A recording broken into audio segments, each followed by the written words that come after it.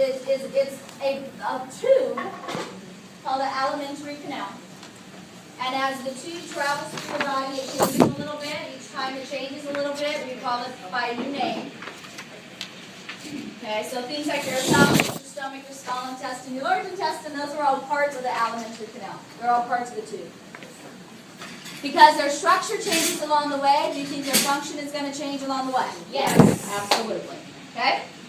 Now, in addition to the alimentary canal, we have accessory organs, and the accessory organs are attached to the alimentary canal. So we have organs that belong to the canal, and then we have accessory organs. So I'm going to briefly, before we start putting stuff out, briefly tell you who's what.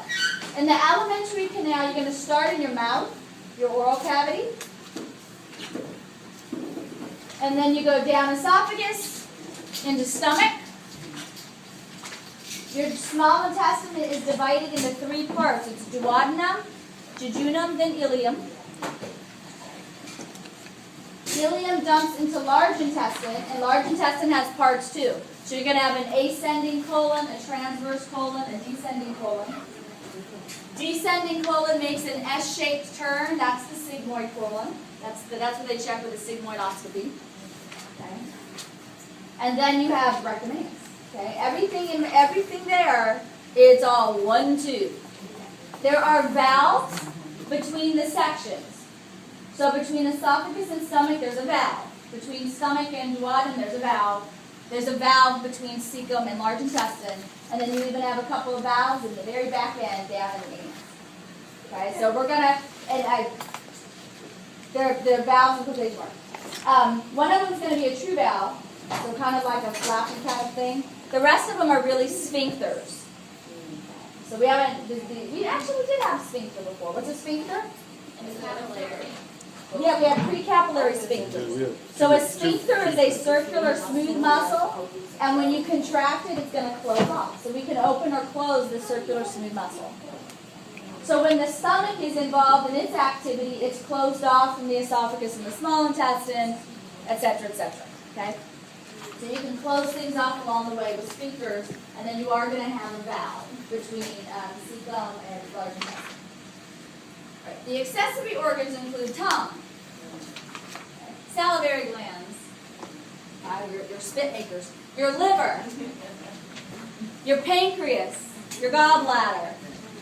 Okay, those are all accessory organs. Those are things that are involved in the process. They are involved with digestion. You need them, but they're not part of the canal exactly. They're attached to it.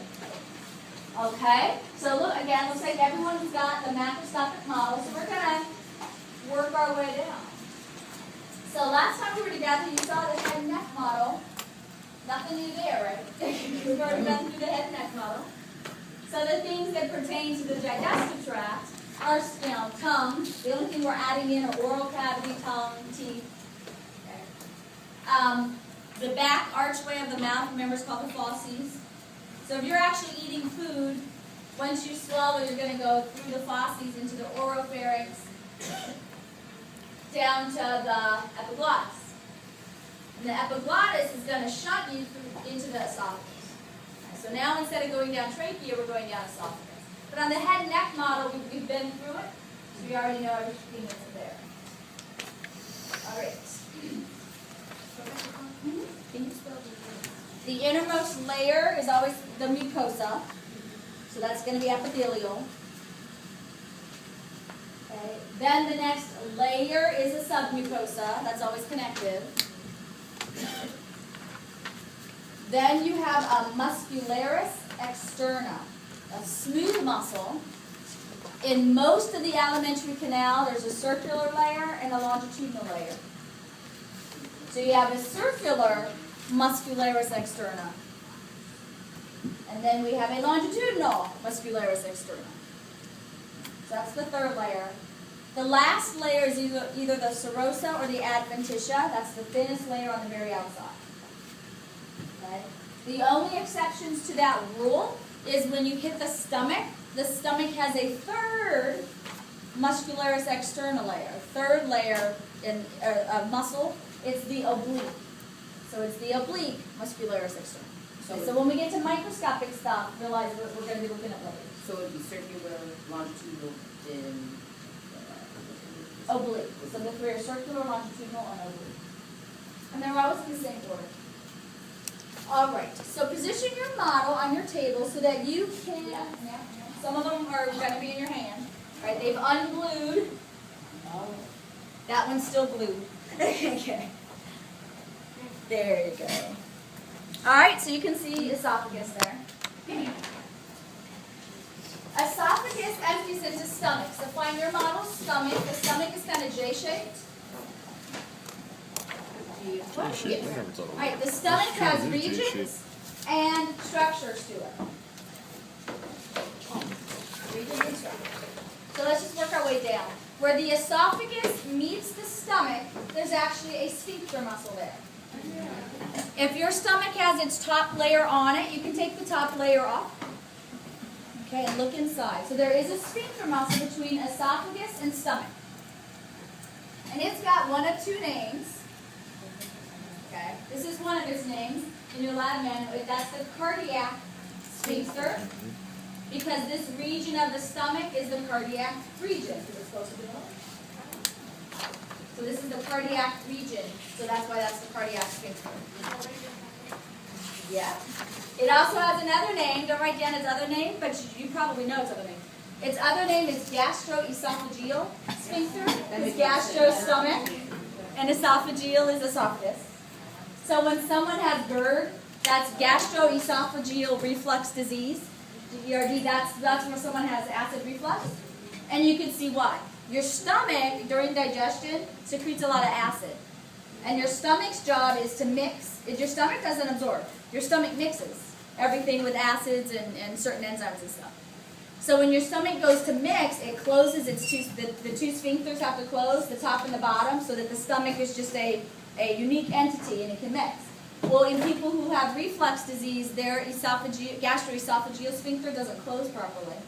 So when the stomach fills with food and acid and starts mixing and churning, all that, it's called chyme. All that chyme goes and gets pushed up into the esophagus because you can't close the esophagus off. And then it burns because your stomach's very, very, it depends on what you eat, but it can be pH 2 in your stomach, incredibly acidic. So that's why when you vomit, it hurts. Okay, and it burns. And then that's a heart burn in quotation marks. It's really not your heart burning. And at this stage, people know that. But like 20 years ago, people didn't know that. They really thought it was a heart thing.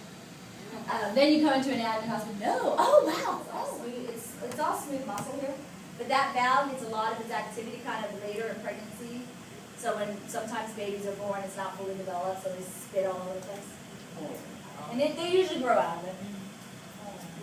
All right, so now if we keep traveling down, when you first enter the stomach has, again, it's J-shaped. So the back side of it, where it's really big here, that's the greater curvature. The inside of the J is the lesser curvature. Because even curves get nothing. So we have a cardiac region, a greater curvature, a lesser curvature. We have an esophagus, and then we have a cardiac sphincter. The opening right here, where the esophagus opens into the stomach, you're opening that little area is called the cardia. Right, so cardiac region, cardia, opening, cardiac sphincter. So there's good and bad sometimes about recycling of the same word. Sometimes it's bad. If we leave our cardia and we go toward the greater curvature, see how the stomach has a big bulge on it? It kind of bulges up and down. It goes up, then it goes down. Show me that bulge where it goes up, then it goes down. That's called the fundus. Fundus. Yep. Uterus has a fundus too. So show me uterus. Yeah. That up and then down curve.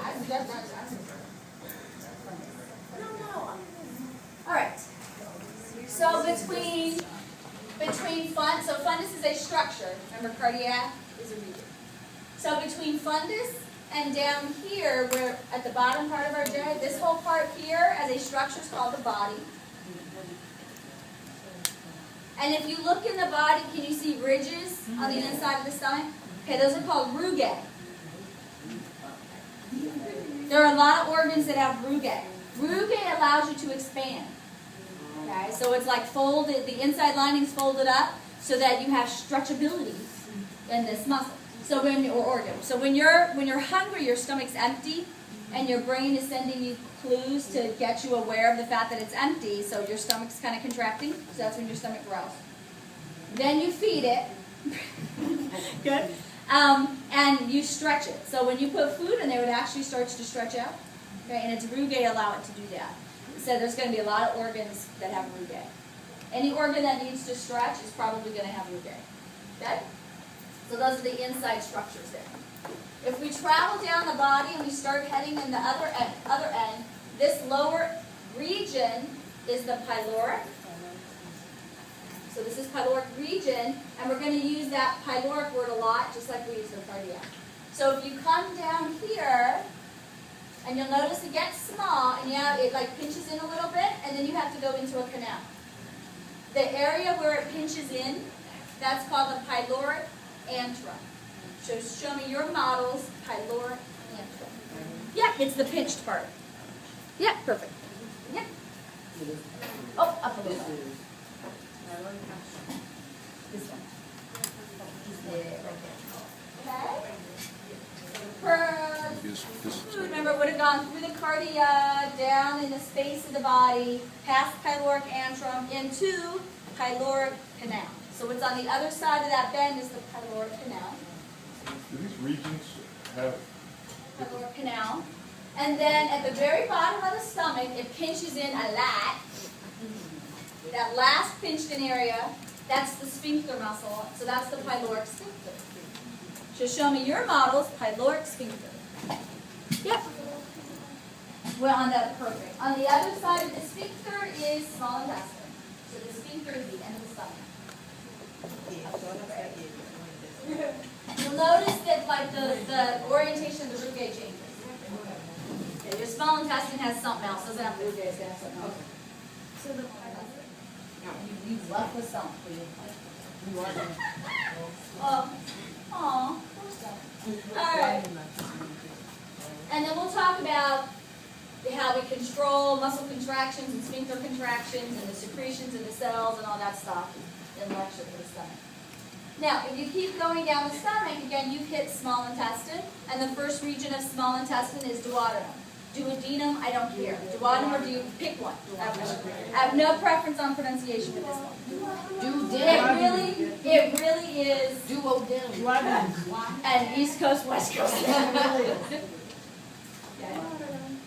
One conference I was at, you get a bunch of anatomy teachers in a room, we talk about what you guys probably understood things. So we were talking about, albeit as an